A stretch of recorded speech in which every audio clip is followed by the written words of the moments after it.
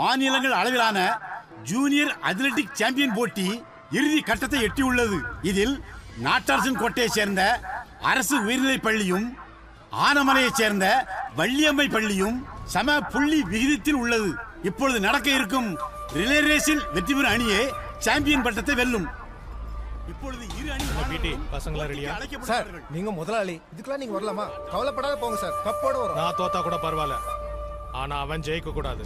என் ஸ்கூல்ல வாத்தியார் வேலைக்கு சேர்ந்து என் தங்கச்சியை லவ் பண்ணி இழுத்துட்டு போனவன் இன்னைக்கு வேற ஸ்கூல்ல வேலைக்கு சேர்ந்து என்கிட்டயே போட்டி போட வரான். இந்த ரேஸ்ல அவன் தோத்துட்டான்னா அந்த ஸ்கூல்ல அவனை வேலையை விட்டு தூக்கிட்டு அவன் நடு ரோட்ல நிற்பான். அதுக்கான எல்லா ஏற்பாடும் நான் பண்ணிட்டேன். வாழ்க்கையில எதை ஜெயிக்கிறோங்கிறது முக்கியம் இல்லப்பா, எதுல ஜெயிச்சா வாழ்க்கையை ஜெயிக்கிறோங்கிறது தான் முக்கியம். இன்னைக்கு இந்த ரேஸ்ல நீங்க ஜெயிச்சா நான் என் வாழ்க்கையில ஜெயிச்ச மாதிரி.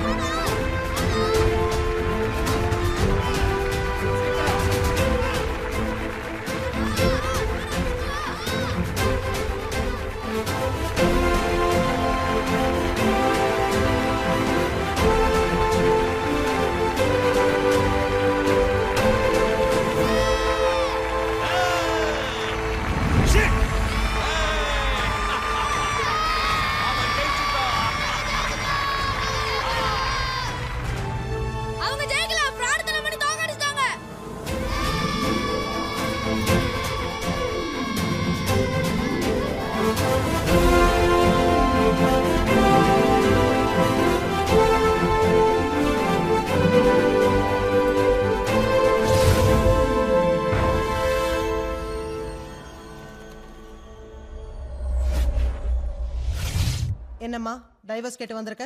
உன் புருஷன் குடிச்சிட்டு அடிப்பாரா? மாட்டார். டவுரி ஏதாவது கேட்டு டார்ச்சர் பண்றாரா? அதெல்லாம் கிடையாது மேடம்.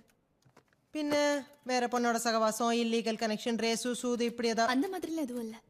அப்போ டைவர்ஸ் கேட்டு வர்ற அளவுக்கு என்னதான் பிரச்சனை? அவன் என் பொண்ணோட வாழ்க்கையை நாசம் பண்ணிட்டான். முதல்ல பொண்ணு பார்க்க வந்தப்போ முதலாளி இப்படியே வெக்கப்பட்டு குனிஞ்சிட்டு இருந்தா எப்படி? நிமிர்ந்து பொண்ணை பாருங்க.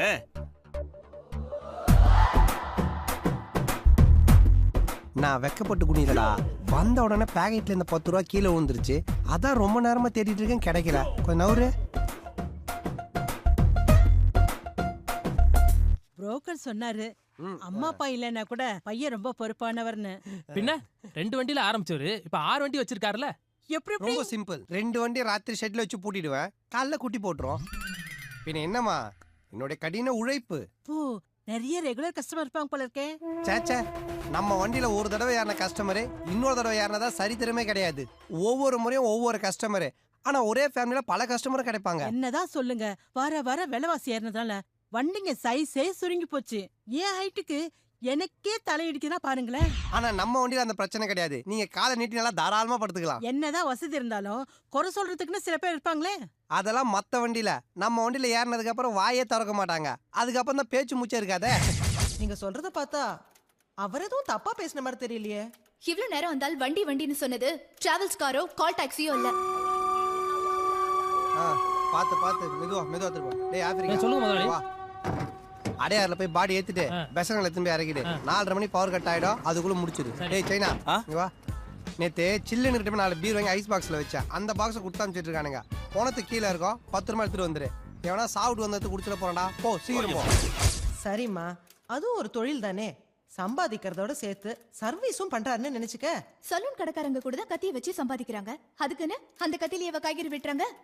எதுக்கு யூஸ் பண்றதுன்னு இல்ல. இது உங்களுக்கு அநியாயமே தெரியல. தலை பிரசவத்துக்கு போற பொண்ணை இப்படி பொண்ண வண்டியில ஏத்துறீங்களா? ஆம்புலன்ஸ் போன் பண்ண வேண்டியதானே. அவனுக்கு ஓட்டுல போற வழியில குழந்தை பிறந்துடும். என் பொண்டாட்டி வண்டியில 10 ரூபாய் கொண்டு போறேன். நீங்க நவுருங்க. குலுங்கல்ல ஆஸ்பத்திரி கூட போகாம வண்டியிலே பிரசவம் ஆயிடுச்சு. அதுக்கப்புறம் என் பொண்ணு ஸ்கூல்ல அவளை எல்லாரும் பொன வண்டியில பிறந்த பொண்ணுன்னு கிண்டல் பண்ண ஆரம்பிச்சிட்டாங்க. சைலன்ஸ். எங்க சார் உங்க கிளையண்ட்? அது வந்து மேடம் சிட்டியில பன்னி காய்ச்சல் பரவி இருக்கனால என் கிளையண்ட் கொஞ்சம் பிஸியா இருக்கிறாரு. அடுத்த வாய்தாவுக்கு கண்டிப்பா அட்டெண்ட் பண்ணிடுவார். இப்படியே ஏதாவது சொல்லி 6 வாய்தாவுக்கு வரல. உங்க கிளையண்ட்டுக்கு ஸ்பீக்கர் ஆன் பண்ணி ஃபோன் பண்ணுங்க.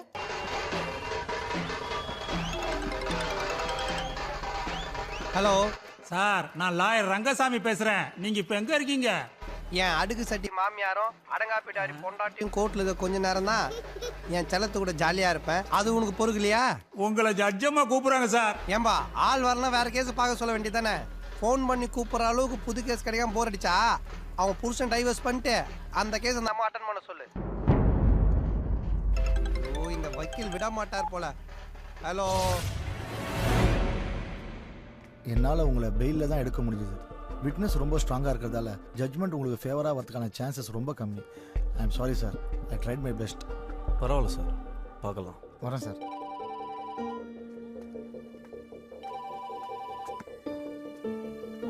ஹலோ,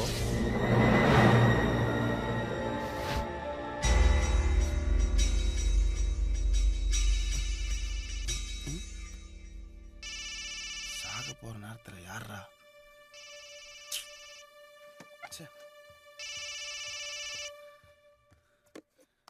ஹலோ, நான் மாஸ்டர் பேசுறேன்பா.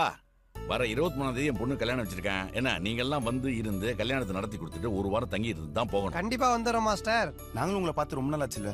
குடும்பத்தோட வந்துடும் மாஸ்டர். ஆமா மாஸ்டர். யார் மாப்பிள்ள? நம்ம ராஜரத்ன பையன் தான். ஏன் மாஸ்டர், உங்களுக்கு அவரு தான் பெரிய பிரச்சனையாச்சே, அப்புறம் எப்படி இதெல்லாம்? என்ன பண்றது, என் பொண்ண பையன் பாத்துருக்கான், பிடிச்சு போச்சு. சரி, என் கல்யாணத்துல பிரிஞ்ச குடும்பம் இந்த கல்யாணத்துல சேரட்டுமே தான் ஒத்துக்கிட்டேன். ராஜாவுக்கு சொல்லிட்டீங்களா? சொல்லிடுறேன்பா. ஆமா, அவன் இன்னும் சின்ன கட்டில தானே இருக்கான். ஹலோ, சின்ன கட்டி போலீஸ் ஸ்டேஷன். தீக்குச்சி திரும்ப வர்றானா?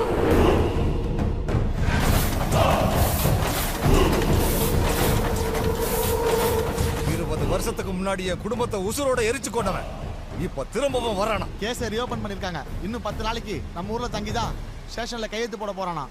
இதுக்கு தாண்டா காத்துக்கிட்டு இருந்தேன். ஊர் எல்லையில அவன் கால் வைக்கிறதுக்குள்ள வெட்டி தள்ளுங்கடா.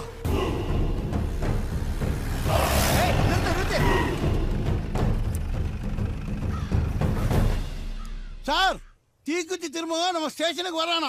அந்த விஷயம் சண்முக பாண்டிக்கு தெரிஞ்சு போச்சு சார். போட்டு தள்ள ஆளுங்களோட கிளம்பிட்டான். தெரியா, அவனை கூட்டிட்டு வர்றதுக்கு தான் என் பையன் போயிருக்கான். அவனை அனுப்பிச்சிட்டு நீங்க அங்க என்ன பண்றீங்க? உங்க வேலையை நான் பாக்குறேன். கேபிள் கனெக்ஷன் கொடுக்குற என் வேலையை நீங்க பாருங்கன்னு ஒயரை கையில கொடுத்து இந்த மொட்டை மாடியில உட்கார வச்சுட்டு போயிட்டான்.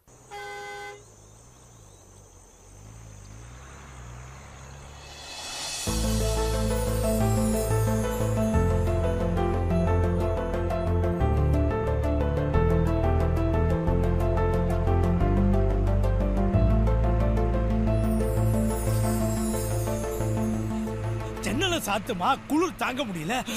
என்னப்பா தீக்குச்சி திருமுகவான் பேர்லயே நெருப்பு வச்சுட்டு இந்த குளிர தாங்க மாட்டேங்கிறீங்க? கொஞ்ச நேரம் இப்படியே இருந்தேன்னா பேர்ல இருக்க தீய பாடியில வைக்க வேண்டியதான். நான் போய் முன்னாடி உட்கார்றேன்.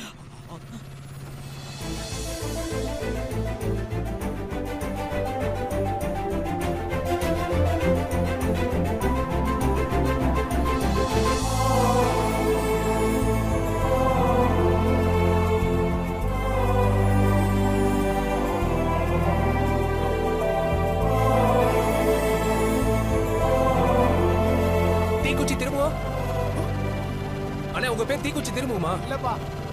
எப்பா யார்ப்பா திரும்புவோம்?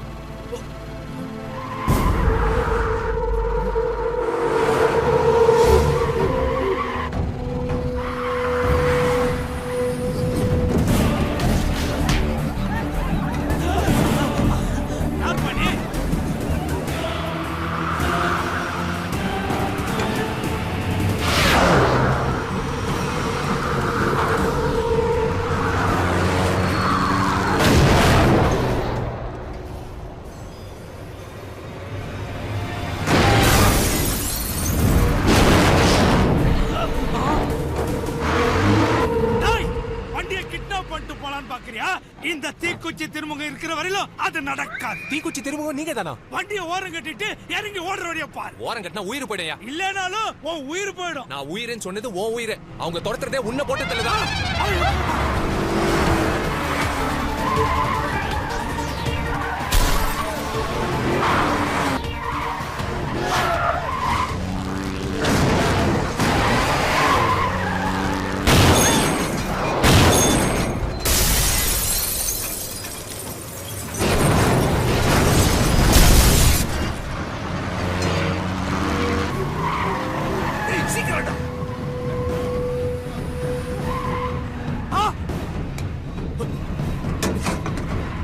ஐயோ வண்டிக்குள்ள ஏறாங்கல்ல.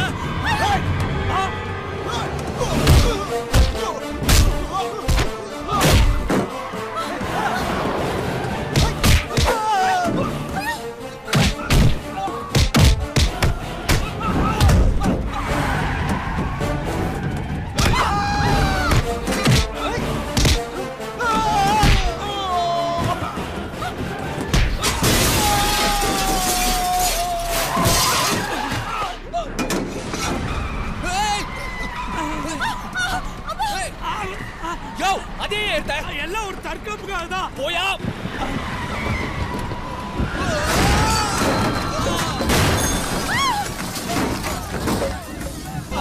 சீக்கிரம்.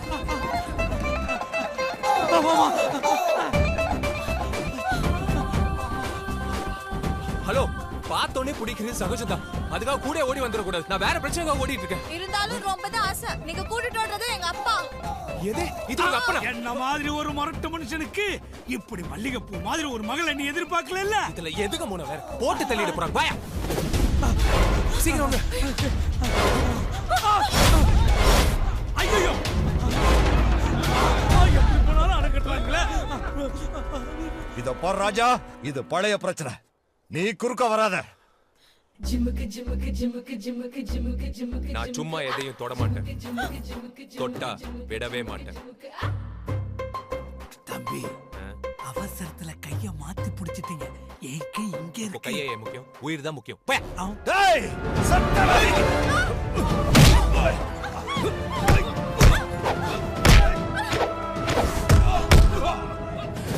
கொல்லுங்கடா அவனை. ஐயோ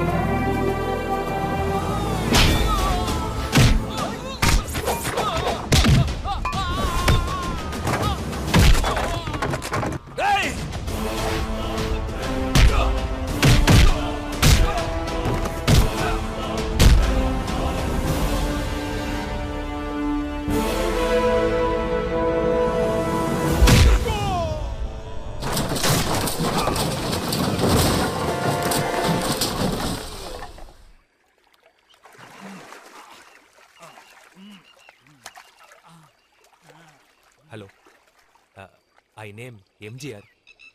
இதெல்லாம் ரொம்ப ஓவருங்க.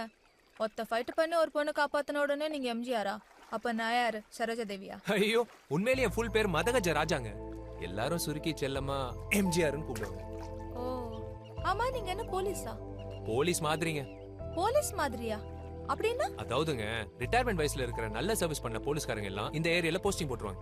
அதுக்கு இன்ஸ்பெக்டர் எங்க அப்பா தான். அமைதியான ஊரு, எந்த பிரச்சனையும் வராது. அதையும் மீறி 1-2 வந்ததுன்னா நான் தான் தீர்த்து வைப்பேன். எல்லாம் நல்லா தான் பேசுறீங்க. ஆனா புவாக்கு என்ன பண்றீங்க? நம்ம பாலிசியே வேறங்க.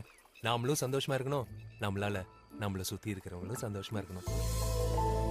இந்த ஏரியா முழுக்க கேபிள் கனெக்ஷன் ஐயா தாங்க. Very good policy.